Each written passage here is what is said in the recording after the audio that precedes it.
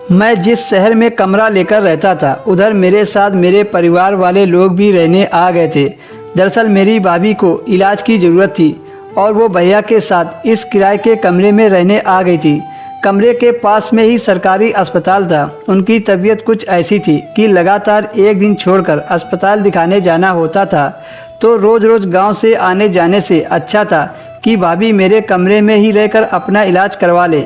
मेरे भैया सेल्समैन का काम करते थे और उनको भी सहूलियत थी क्योंकि वो अपने काम से निकल जाते थे। भाभी को अकेले अस्पताल आने जाने में भी कोई दिक्कत नहीं थी और उधर अस्पताल में भी गांव की एक परिवार की महिला नर्स थी, जिससे भाभी को बहुत बड़ी सहूलियत थी। नर्स की उम्र लगभग 20 साल की होगी। उसका कद मध्यम आकार का था। वो दिखने में बहुत सुंदर व अच्छी थी। भाभी के साथ उसका ननद भौजाई जैसा रिश्ता हो गया था और वो भाभी के साथ कभी कभी मेरे कमरे में आ जाती थी। वो नर्स जब भी मेरे कमरे में आती तो कुछ मंगाने के लिए मुझे बाज़ार भेज दिया करती थी। ये मैं समझ नहीं पाता था कि माजरा क्या है।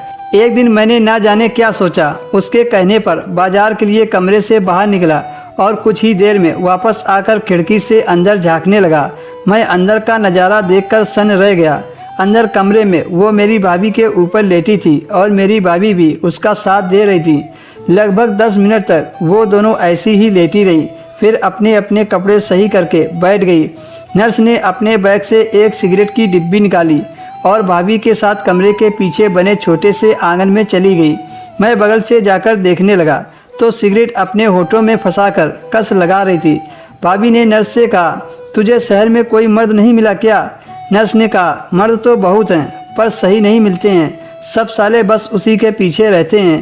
भाभी ने कहा, पर तुझे भी तो वही चाहिए। हाँ चाहिए तो, पर कुछ गलत हो जाने से डर लगता है। भाभी तुम अपनी सुनाओ, भैया से खुश हो जाती हो या किसी और मर्द का सहारा लेती हो? नहीं, इस मामले में तुम्हारे भैया ही काफ़ी हैं। जिस दिन वो चढ़ते हैं फिर उतरने का नाम ही नहीं लेते हैं।